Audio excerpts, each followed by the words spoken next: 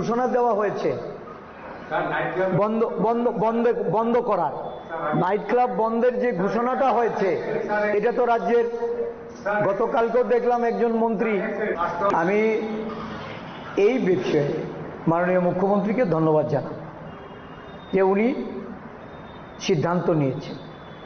এই সিদ্ধান্তটা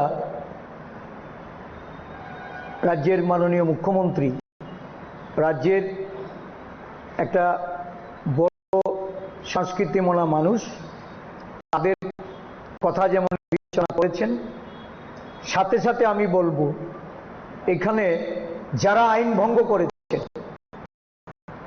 যা এখানে বেআইনিভাবে, কারণ আমাদের দলের পক্ষ থেকে সুদীপ রায় বর্মন বিধায়ক, উনি কতগুলি আইনগত প্রশ্ন উনি উত্থাপন করেছিলেন এবং দেখা গেছে এই প্রশ্নের জবাব এটা রাজ্য সরকারের তরফ থেকে আসেনি। রাজ্য সরকার সেখানে একটা ওরা নোটিশ জারি করে, আমি বলছি নোটিশ জারি করে এই বিষয়টাতে ওরা তদন্ত করেছেন। তদন্তের পরিপ্রেক্ষিতে লাইসেন্স বাতিল করা হয়েছে।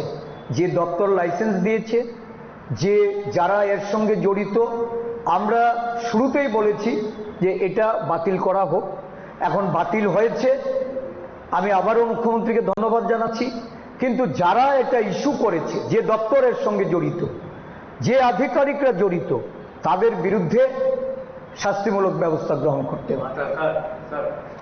একটা দায়সারা প্রশাসন চলছে, কে মন্ত্রী, কে আধিকারিক, কে আমলা, এটা সবাই প্রত্যক্ষ করছে। তবে আমার এই বিষয়ে আমি একটাই কথা বলবো, যারা এর সঙ্গে জড়িত, এটা যে কেউ হতে পারে, তার বিরুদ্ধে আইন ডেফিনেটলি মিনিস্টার কি প্রসেসের ঊর্ধ্বে, মন্ত্রী কি প্রসেসের ঊর্ধ্বে নাকি? না, মন্ত্রী বাঁচানোর জন্য আমরা দায় নিয়েছি। যারাই এর সঙ্গে জড়িত থাকবে তাদের বিরুদ্ধে মুখ্যমন্ত্রী যেন ব্যবস্থা গ্রহণ করে।